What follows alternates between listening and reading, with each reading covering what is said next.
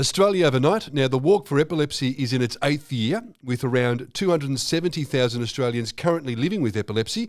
1 in 25 Australians will be diagnosed with epilepsy in their lifetime. Often more debilitating than the condition itself is the stigma associated with epilepsy. So to have that conversation and also to tell us more about the fundraising walk, which is coming up, Stephen Carnuccio from the Epilepsy Foundation to discuss the walk and more is on the line. Hi there, Stephen. Hi, Pat. Thanks for having me. Absolute pleasure, mate. Something that, I mentioned the stigma there, so we need, it's a conversation we need to have to, let's start there. Epilepsy, what is it? And some of the assumptions people make about epilepsy. We'll start there, Stephen. So epilepsy is often described, I would say, as a hidden condition. So it's not something that's visible on the exterior. It's only when people have seizures that you really become aware of it. So a seizure is pretty much a disruption to the electrical activity in the brain, and that can lead to a change in a person's behaviour, their movement, feelings, or general sense of awareness. Yeah. Usually, to be diagnosed with epilepsy, a person has to experience 2 or more seizures. That being said, not all people who experience seizures are diagnosed with epilepsy. Around 10% of the Australian population will experience a seizure in their lifetime, in fact. Interesting. So there's different, as you say, the seizures is something that the average person might align with epilepsy, but you're saying that it's not necessarily the case. No, of course not. So epilepsy and seizures can vary quite a bit from person to person. So in fact, no one's epilepsy is actually the same. Okay, and this is why it makes it difficult to understand it fully because it's unique to each individual. Would that be right? Correct. So everyone experiences different forms of seizures. So there are at least 60 different kinds of seizures. Wow. Everyone's experience is different. So some people might experience more than one seizure type, depending on where the seizure originates in their brain. And that's why the reaction can often look different. Australia Overnight, we're talking to Stephen Carnuccio from the Epilepsy Foundation. Now, as it says here, 1 in 25 Australians will be diagnosed with epilepsy in their lifetime, so it can happen in adulthood as well. And I think you have some ambassadors who are older and they've experienced that the exact thing, where later in life they've been diagnosed with epilepsy. Yes, we've got a number of ambassadors.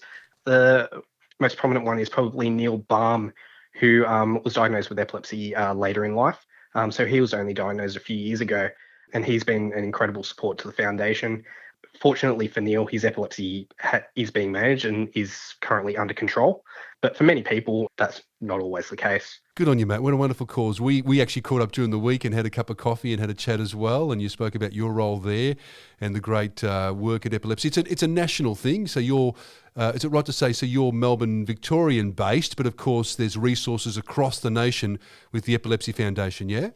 Correct. So the Epilepsy Foundation handles services people living with epilepsy in Victoria and New South Wales, but we do also work with partners across the country. So for the Walk for Epilepsy, which is a campaign that we're currently running, and where we work with Epilepsy ACT and Epilepsy Tasmania and also Epilepsy Queensland, who are all fantastic organisations and provide services to people living with epilepsy in their respective states. From time to time we get calls here about epilepsy or resources. The website, you've sort of upgraded in recent times from memory.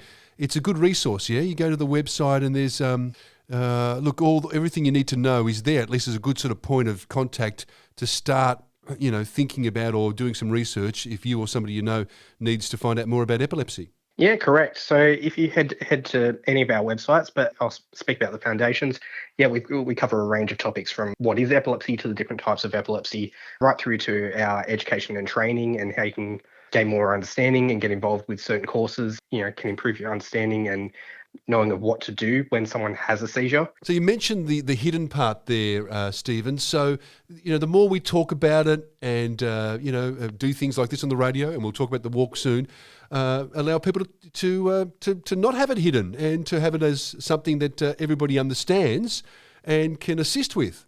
Basically, the mission of the foundation and all our epilepsy organisations around the country is really to increase that understanding, because there is so much stigma and misunderstanding associated with epilepsy. So if we know more about it by, whether it's jumping on the website, brushing up on your epilepsy education, signing up for an epilepsy education and training course, or simply just, I guess, taking the time to chat to people with epilepsy or who have a connection. Yes. It does go a long way to increasing that exposure and understanding of the condition. And our hope is that one day live in a world where epilepsy is really normalized and there is no stigma attached and everyone knows what to do when someone experiences a seizure. 100%. Good stuff. All right, let's talk about this Walk for Epilepsy. It's a bit different. It's over a period, when I say it's different, it's not like a one-day event. You can sort of get a team together at work, various sort of challenges, different ways to participate in the Walk for Epilepsy 2025, Stephen. Yeah, correct. So this year our theme is walk and talk. So we're really leaning into that. Obviously walk, raise your funds, get your steps in, do the work, but also that talk aspect. So really talk about it for people living with epilepsy. Talk about it, share your story. Help educate others and inform them. But for people that don't have epilepsy, talk about it to educate yourselves and understanding. Going back to what we were talking about before. So the Walk for Epilepsy, the campaign has officially launched. It launched in early July. Right. So people can jump on the website and sign up and register now and start their fundraising. As you mentioned, you can participate, either on your own or in a team. And you've got the option of either doing the 1 in 25 challenge, which is 100 kilometres or more in 25 days, or you can set your own distance and go at your own pace. The actual walk itself kicks off on the 1st of October. And runs through to the 25th of October. Okay, there you go. So encourage our listeners to do it in their lives with somebody around them or at work. Get a team together. It's quite flexible. Off you go. The walk and talk theme's a nice one. So you're walking and you're cocking up the Ks, whichever way you want to do that. And you're talking about epilepsy for that period of time. How good's that, Stephen? It's so good. And I'll also just... if I can take this opportunity to shout out just our incredible sponsors, Next on Asia Pacific, who have been with us for a number of years now, passionate advocates for the walk. Also UCB, our supporting partner, and Shop for Shops, who've come on board this year as our incentives partner. So they've actually supplied a range of fantastic prizes that you can win along the way. Now, Stephen, there's some of the sponsors that you wanted to mention, which is fantastic, but also some other organisations that support the Epilepsy Foundation as well. In addition to the organisations I mentioned before, so Epilepsy Queensland, Tasmania, and ACT, there are also some fantastic organisations over in WA, so Epilepsy WA, and South Australia and Northern Territory, so that's Epilepsy Centre. They are fantastic organisations. If you do live in those areas and need support, They can certainly help you out. Good stuff, because we are a national program, as you know, and that helps everybody listening across the nation. And you mentioned Neil Balme, but some of the other ambassadors that we should give a mention as well. Yes, so we're very fortunate this year for Walk for Epilepsy to have 3 key ambassadors. So Neil Balme is one of them, but we also have Dr. Emma Foster, who's lovely and is a neurologist and researcher over at the Alfred Hospital in Victoria. And we also have Adrian Salvatore. Now, Adrian is a Special Olympics Australia competitor. He lives with epilepsy and an intellectual disability.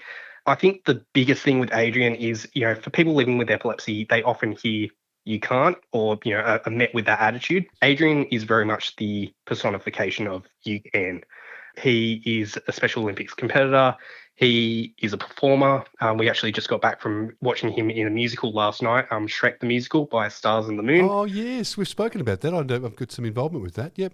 Love it. Yeah. And he's also quite a talented artist. So he's done a few just, amateur drawings, which we think are really, really awesome. So, so incredible young man and definitely someone that is really inspiring to the epilepsy community. So again, the website encouraging people to donate or become part of it all.